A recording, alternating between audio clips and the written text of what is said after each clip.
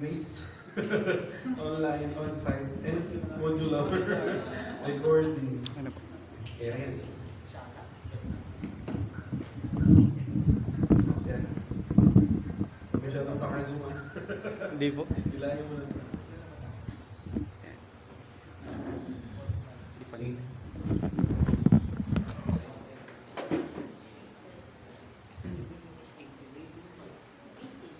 Alright, so good morning po sa ating lahat. Morning po. Yan, medyo inaantok po ba tayo? Yan, yung mga nagsasalita sa Zoom. Okay, yung mga present daw po dito sa on-site, may mga plus po daw sa quizzes. Yan, yung mga nasa online daw po, kung medyo mas mababa yung class.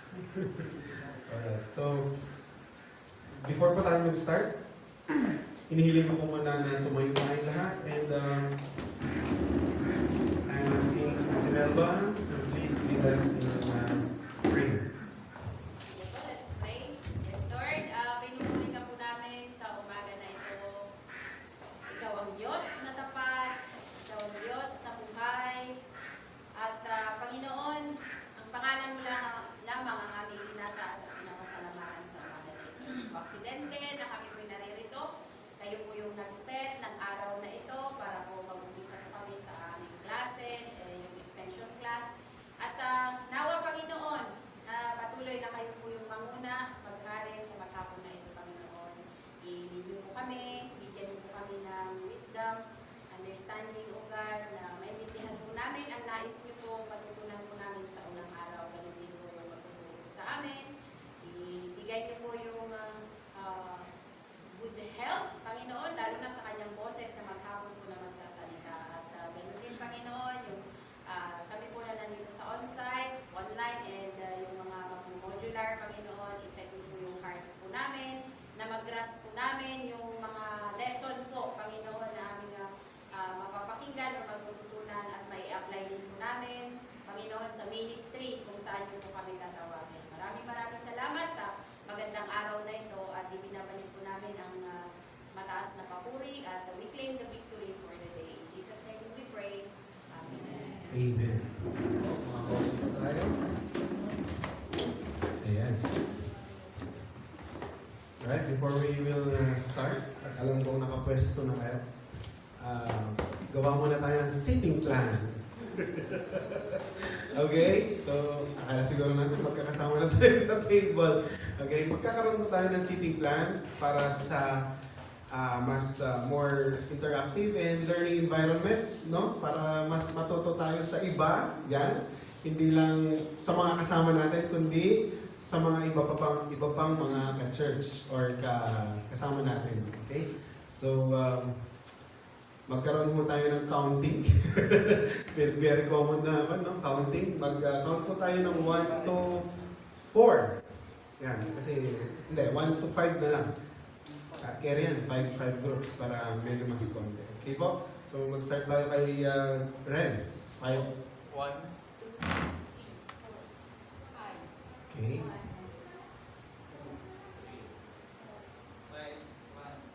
2, 3,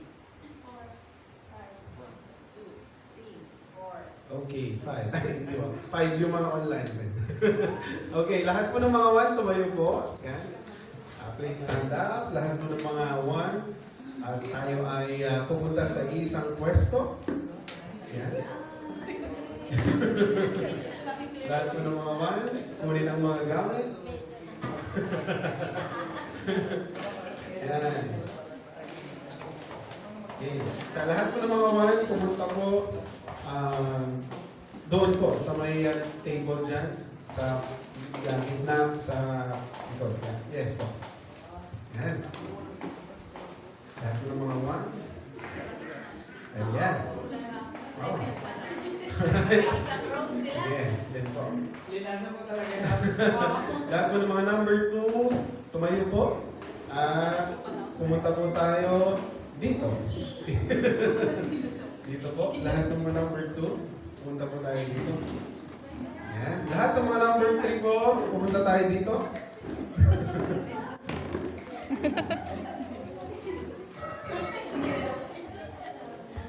Yan, lahat ng mga number 4, dito po sa, sa gitna. Yan.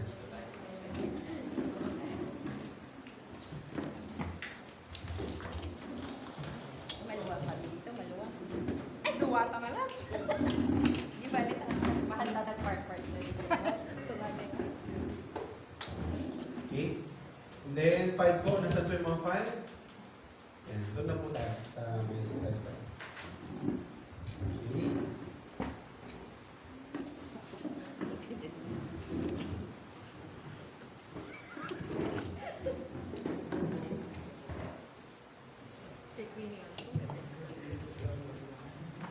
Ayan, sige po. Okay, bago po tayo mag-start, I want to welcome everyone sa ating extension class school year 2024-2025. Pwede niyo po bang palakpakan? Ang mga sa ninyo. Yung mga online din, pwede niyo po malakpak. Yan, virtually. Yun lang, walang maririnig. Kailan po yung last na extension class natin? Matagal na po, no? Yan. It's been a long time. Ang alam ko po, kami ba yung last na batch? Opo. So kami ba yung last na batch? And every year, may mga nagtatanong po talaga kung kailan yung next na extension class. Okay? So, for our guidelines, sa face-to-face, everyone, no, makipag-participate po tayo. Kasi nilaan nyo na po yung oras nyo dito, sulitin na natin. Okay po ba yun? Okay po, sige. And as long as, ganun din po yung mga online natin, makipag-participate din po tayo. Pasensya na po, hindi ko kayo maririnig. Just type your questions po sa chat box para makita po natin. And then, listen well. Yan, may time for listening. There will be a time also for you to share your own thoughts or your opinions. Bibigyan ko po kayo ng mga oras para mag-share. And then, kung may concerns, just raise your hands. Kung gusto po ninyo mag-recite or magtanong or mag-CR, yan. Sir, CR po. Kaya, Pastor, CR po. So, wag pong agad-agad tumatayo lang. Manage po natin yung classroom natin ng maayos. Okay? So, kung gusto mo ninyong lumabas, raise your hands po and then senyas lang po kayo. Okay po? So, ayan. Sa mga online po, just kung maaari po, paki-open po ninyo yung mga camera ninyo. Ayan. And para makita po kayo. Ayan.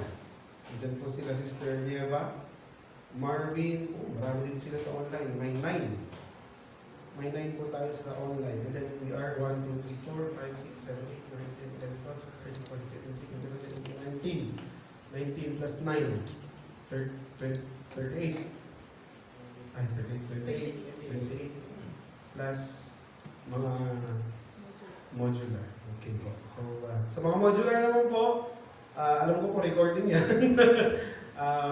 Pwede nyo pong balik-balikan yung mga videos natin. Okay po? So, let's start para hindi po tayo matagalan at alam ko po ay may mga lakad din po kayo mamaya. Medyo, baka may mag-escam pa. Alright. Sige po. Discipleship 101. Okay. Ang subject po na ito or this course will help us see God's overall plan for disciple making. This is a holistic view about disciple making. Sometimes kasi nung mga nakaraang training natin, it's just a part of it, no? Part by part. Kaya medyo parang hindi natin alam saan natin isasalpak yung ganyan na parang na-overcon tayo information tapos di natin alam kung saan natin dadalhin. So, we will try to i-consolidate yung mga key, no? Yung mga susi in order for us na maintindihan yung overall plan ng Lord para sa disciple making. So, okay. Bakit nauna ang discipleship 101? That's the question. Pwede na kung mauna yung mga ibang subject eh. Okay. So nag-usap-usap po ang mga teachers at hindi po nagbunutan kung ano po, kung bakit unang discipleship, hindi po. May reason, no? May main reason bakit nauna ang discipleship 101. From the subject code 101. Every time na makakita tayo ng 101, ano pong ating naiisip?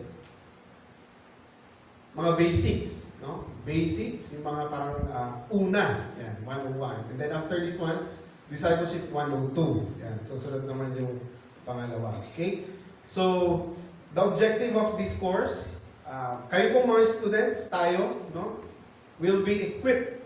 Hindi ko alam kung tama yung mga spelling, pero sige. Will be equipped with a deep understanding of God's plan for disciple making. So, ang objective po ng subject na ito ay ma-equip tayo ng mas malalim na pag-unawa, no, sa plano ng Diyos sa disciple making. At magkaroon tayo ng mga practical na strategies na hindi tayo maasa sa national. Sa national, wala namang tinuro na strategies eh. Hindi, meron po. Yung 4 na S. Pero hindi applicable sa church namin eh. Dito po mas maiintindihan po natin o mas maiko-contextualize natin kung paano natin gamitin o gawin ang disciple making sa ating sariling mga church. Na may kakayahan tayo na gumawa ng sarili nating programa para sa disciple making. Ayan. Okay? So, practical strategies for intentional. No? The word is intentional. Ibig sabihin, gagawin ko talaga. May urge, no? May kagustuhan akong i-implement. Lahat ng mga students at sa buhay ng mga estudyante. So, yan po yung objective natin. Second objective po natin, the students will be anchored in their whole extension class journey with an intentional discipleship mindset. Pag sinabi po natin anchor, kapag nasa ship, no? Para hindi malayo yung ship dun sa radius nung kung nasaan man siya, may anchor. Diba? Ibig sabihin, hindi siya lalayo. Yun yung magiging, ang discipleship, kahit mag-aral tayo ng iba't ibang mga subjects sa mga sumusunod, babalik pa rin tayo sa discipleship. Yun pa rin yung magiging anchor natin. Bakit natin pag-aaralan yung mga next na subjects? Bakit natin aaralin yung mga to? Because kailangan natin ito sa discipleship. And intentional discipleship mindset. Okay? So, course outline. Tinanong ko po sa Ate Melba. Ate Melba, sa akin ba itong buong araw na to? Ayan. Sabi po niya, yes, sa'yo yung buong subject.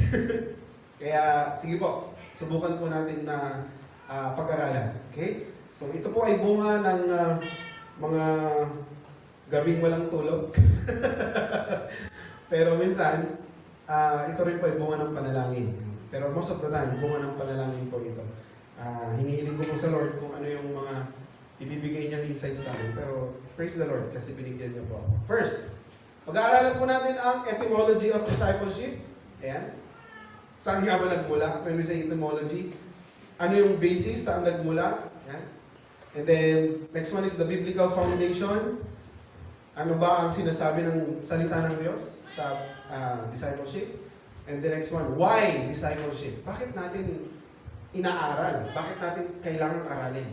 The next one is the Christian discipleship journey. Titignan natin dito yung kabuuan journey ng Christian discipleship. And then the fifth one is the discipleship in generational cycle. Okay? So, may nakakonto ba kayong mga keywords or mga, parang narinig ko na yan. Okay. Yes po, hindi po tayo lalayo sa mga napag-aralan natin noon. Okay? So, ayan. Etymology.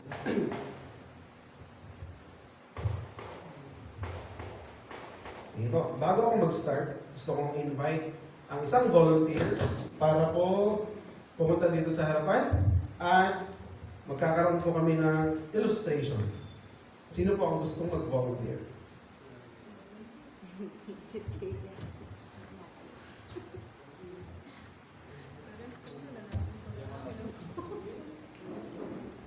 volunteer po. Sige po. May plus there. Plus merienda. Plus merienda. Okay. So, ako po ang magiging, ako po ay isang teacher, no? Tuturuan ko po ang aking estudyante para gumawa ng paper plane. Yan. So, ito ang iyong paper. So, step by step, tutularan mo ako kung paano gumawa ng paper plane na lumilipad. Ibig sabihin, gumagana. Hindi pwedeng, hindi lilipad yan. Okay? So, let's start. Ito. Baka pagturuan mo. Dito. Okay. So, simulan natin dyan. Okay. Fold this one. Ano na kasi? Hindi, atiin muna pala. Tignan niyo. Atiin muna pala. Okay, atiin muna. Sino marunong? Sino ba marunong? Okay, halika dito. Ken. Sino ba marunong? Para makapagsalita pa ako sabay. Sige po. Kasi wala akong mic. Siya na magtuturo ako sa Okay, sige. Okay, give friends. Paper plane. Hatiin mo muna. Tapos, i-fold. Ano na kasi?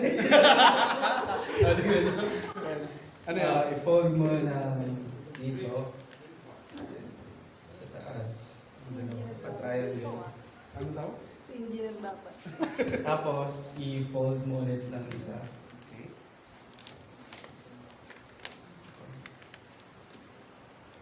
Then, ulitin mo yung first step sa pag-fold. Parang mas maganda yung ginagawa ng ni Kenneth, ah. Sa'yo nagtuturo. Dapat nakalagpas yung ano. Oo, yan. Dapat lumalagpas. Yan, nakalagpas. May technique kasi yan. Para mag-lock siya. Yun. Fold. Tignan mo. May lock na pala ngayon. Yeah, may lock na ngayon. Ay, naku. Sorry. Tapos, baliktarin mo. And then, fold mo.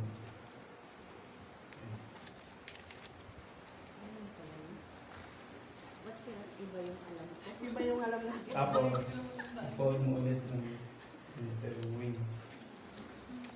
Ah. Uy, pwede ko. Diba?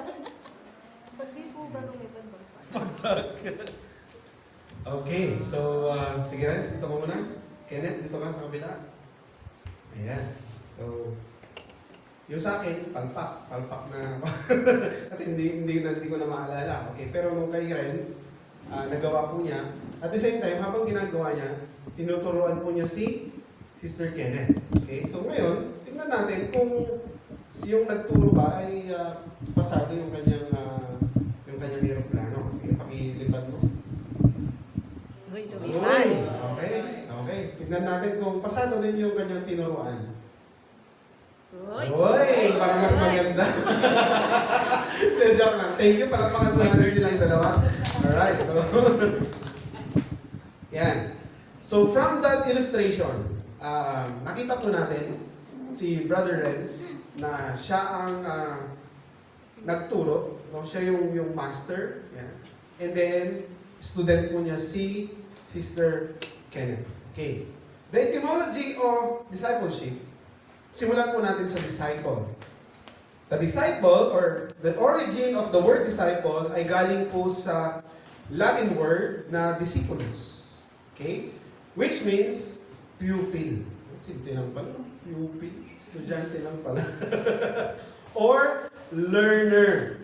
Okay? So, this term itself is derived from the Latin verb discere,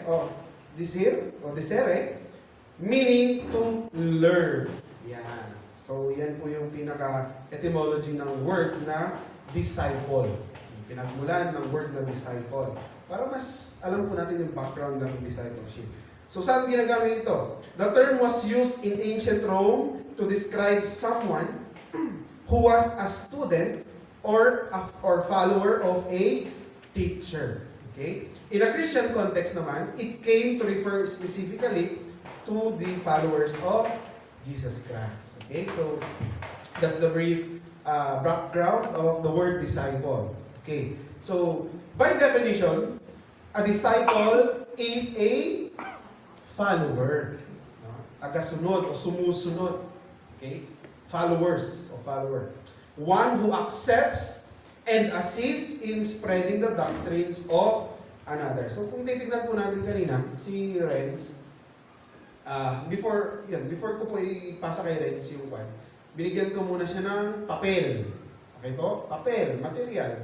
And then, ginawa po namin yung first step. Nung tinuruan niya si Kenneth, ginawa rin ni Kenneth yung first step. Tinuro ni Renz yung second step, third step, so on and so on. Okay? At ginaya lang ng ginaya ni Sister Kenneth. And then makikita po natin yung paper plane, nung pinalipad ni Renz, lumipad. At ganun din yung kanyang follower na si Kenneth, pinalipad din po niya yung kanyang paper plane. Ibig sabihin, yung step by step, yung naging flow ng pagtuturo ni Renz ay naging successful kasi yung output na nagawa ni Kenneth ay successful yung kanyang aeroplano. Okay. So, a Christian disciple is a person who follows Jesus Christ. Ano? And accepts and assists in the spreading of the good news of salvation through Him. Kasi po, pwede na, ang worldly, ginagamit din po ang disciple eh. Yan. Ang world, ginagamit din po ang discipleship. No? Dinidisciple ng mundo ang mga kabataan din ngayon. Diba? Ano po yung mga example ng mga worldly discipleship? Sa tingin po ninyo? The followers. Ayan. Sige, tingnan po natin yung contrast. Oh. Ano ba yung mga fan ngayon? Very popular na mga fan. Popular sila and then they have many followers. And then kung ano yung ginagawa nila, kung sinusuot, sinasabi o kinakanta, let's go. Di ba? Mga kabataan ngayon, in na din doon. They follow kung ano yung nakikita nila. So the world is also discipling, no? Ang mga tao. Huwag natin sabihin na pag-discipleship, Christian agad. Hindi po. Kung anong ways ng Bible, ginagaya yan at dinidistort niya yung talagang plano ng Panginoon sa discipleship. Kaya ang ginagawa niya, tiniturn ng diablo o ng kaaway natin yung mga kabataan. Ito different kind of discipleship. Nagigets po ba natin? Okay? So, marapat lamang na pag-aralan talaga natin ang Christian discipleship. No? Kasi pwedeng gamitin ito ng world at na dapat gamitin lang sa Panginoon o sa pag-follow sa ating Panginoon. Okay, next one. Etymology of discipleship. Kanina po is disciple. The origin of discipleship is derived from the word disciple. So, ang pinagmulan ng discipleship, galing na doon sa disciple. At yung suffix niya na ship denotes a state or condition. It came from the Old English sight, no? Meaning, the quality or the condition of being. Okay? Meaning, discipleship therefore refers to the state or condition of being a disciple. A process of learning, following, adhering to the teachings and practices of a mentor or leader, particularly in the religious context. Okay, puntahan ulit natin ang Christian discipleship. Christian discipleship is the process by which disciples grow, no? Ang mga disciples ay nag-grow in the Lord Jesus Christ. No? Yun yung wag natin kakalimutan. Grow in the Lord Jesus Christ. And are equipped by the indwelling of the Holy Spirit para ma-overcome ang mga pressure, trials, and become more and more Christ-like. So, that's Christian discipleship. Growing in the Lord Jesus Christ. The process of learning about Jesus Christ, learning on how Jesus Christ disciples, at papaano maging katulad ni Jesus Christ. Yun po ang discipleship. So, sa madaling salita, disciple essentially means a learner. Learner or follower. While discipleship refers to the process of learning. Okay? So, or following a leader's teaching. Okay? So, yan. Nakita po natin kanina ang illustration ng paper plane. Okay. So, let's now move on sa ating biblical foundation. Ay, any question po ba pala? Ano po ang inyong mga katanungan sa ating etymology of discipleship? Ayan. Para bago po tayo mag-move forward sa biblical foundation. Okay, meron po ba?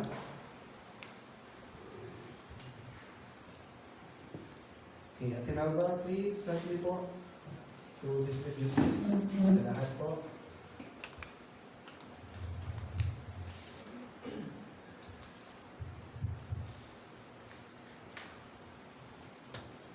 One each lang po. Ayan. Okay, pass forward.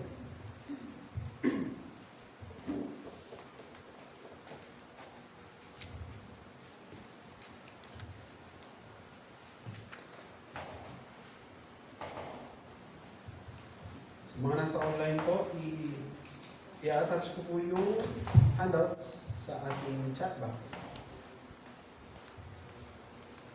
File.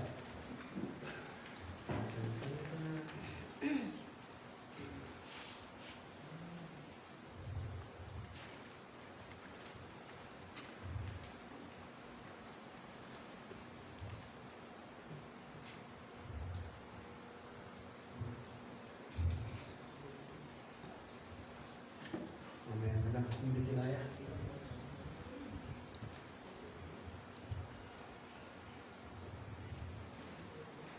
Sige po, scan po yung handout or yung activity sheet na binigay po.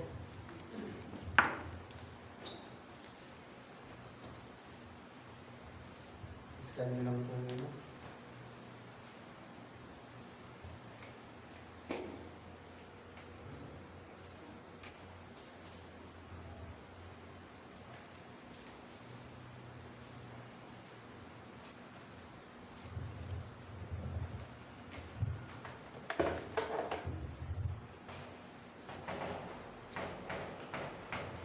Alright, so biblical foundation. Dito po ating makikita o ating bubusisiin ano nga ba ang sinasabi ng Biblia sa mas malawak na perspektibo tungkol po sa discipleship. Alam ko po, lagi nating nakikita yung Matthew 28 sa discipleship, pero tignan po natin kung may mga iba pong text na pwede tayong makita para po pag-aralan pa natin. Okay? So, tingnan po natin ito. Our first activity, yan. We will explore the biblical foundation of discipleship. Okay? So, sa mga verses po na yan, or sa mga passage for discussion, yan, we have here 1, 2, 3, 4, and 4, 5. And then 1, 2, 3, 4, 5, 6, 7. So, meron po tayong 7, pero hatiin ko na lang po ito ng 1, 2. So, lobats.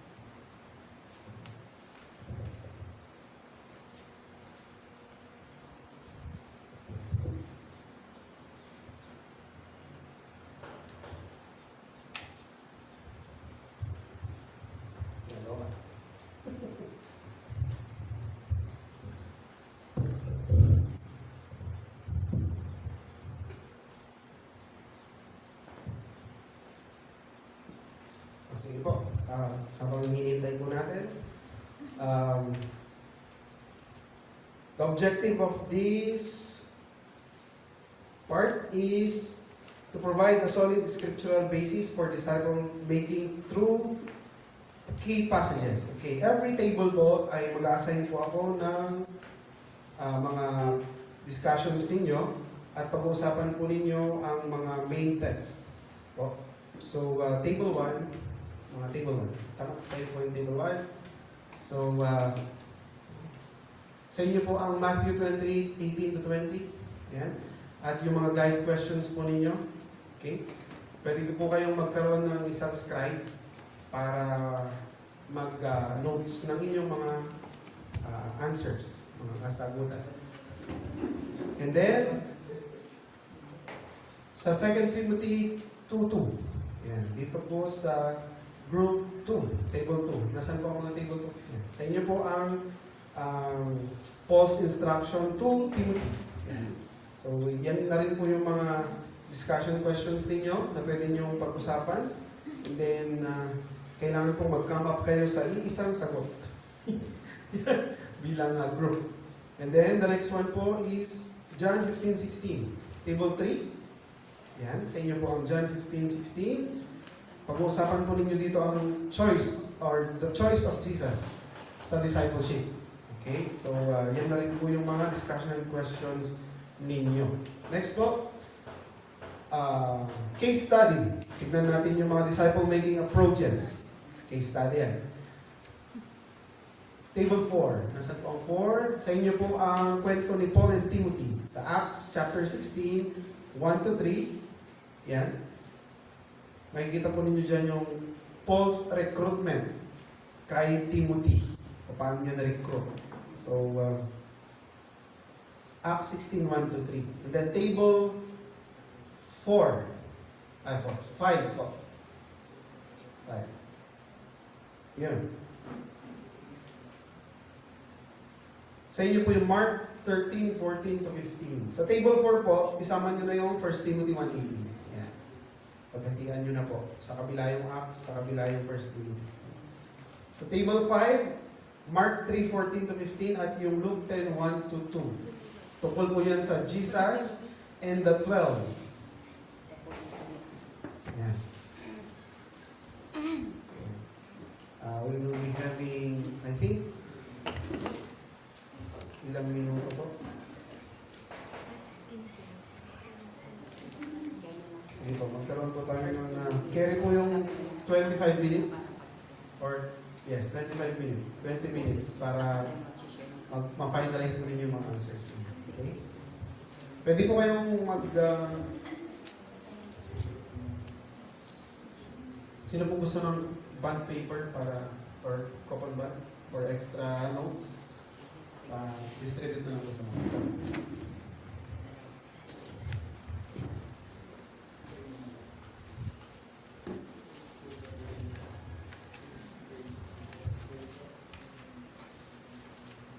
Or pwede nyo rin pong sulatan yung inyong mga handouts. Kasi sa inyo na po yan.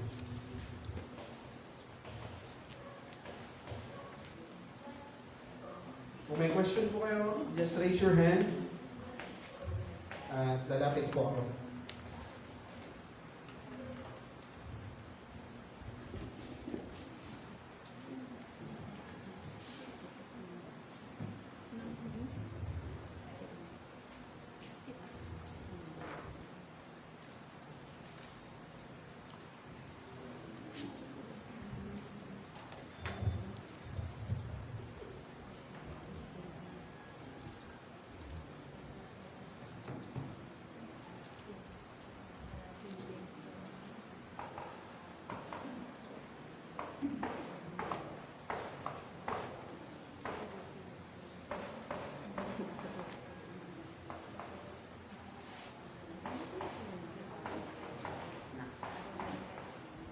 Ay, na-apply yun, i-join ko.